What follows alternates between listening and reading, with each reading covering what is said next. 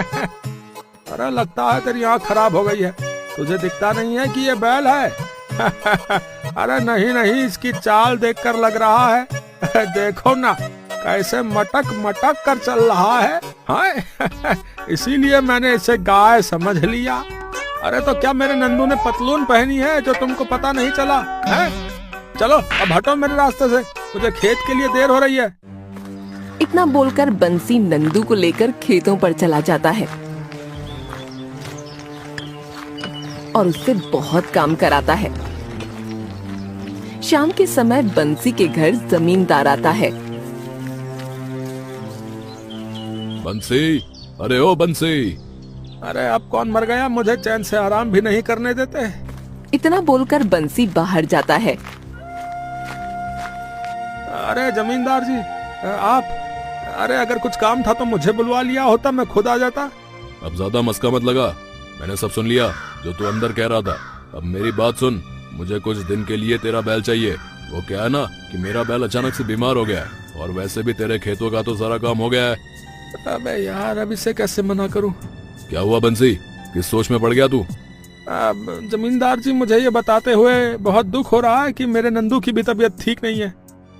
ठीक है भाई बंसी, जैसी तेरी मर्जी। मैं तो सोच रहा था कि रोज के तुझे 100 रुपए दे दिया करूं। तेरे बैल की तबीयत ठीक नहीं है तो मैं किसी और के पास जाता हूँ। 100 रुपए का नाम सुनते ही बंसी के मन में लालच आ जाता है। अरे मेरे होते हुए किसी और के पास जाने की क्या जरूरत है? वो दरअसल मेरे नंदू की तबीयत इतनी भी खराब नहीं है। मुझे पता था कि ये लालची 100 रुपए सुनते ही मुझे अपना बैल दे देगा। क्या हुआ जमींदार जी? ठीक है बंसी, जैसा तू कहे। ये पकड़ अपने 100 रुपए। बंसी झट से वो पैसे ले लेता है। ठीक है जमींदार जी, आप यहीं रुकिए, मैं भी अपने नंदू को लेकर आता हूँ। फिर बंसी नंदू के पास जाता है। बेटा नंदू, जमींदार के खेतों में पूरी मेहनत से काम करना, जमींदार रोज के 100 रुपए देगा मुझे। हाँ क्या ये बंसी का बच्चा मुझे अब 100 रुपए के बदले उस जमींदार को दे रहा है? इसका मतलब अब मुझे दूसरों के खेतों में भी काम करना होगा।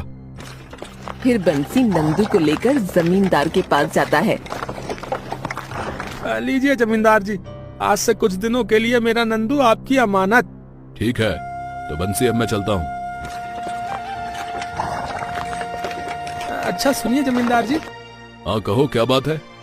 मैं ये बोल रहा था कि थोड़ा ध्यान रखना। अरे हाँ हाँ बंसी, ये भी कोई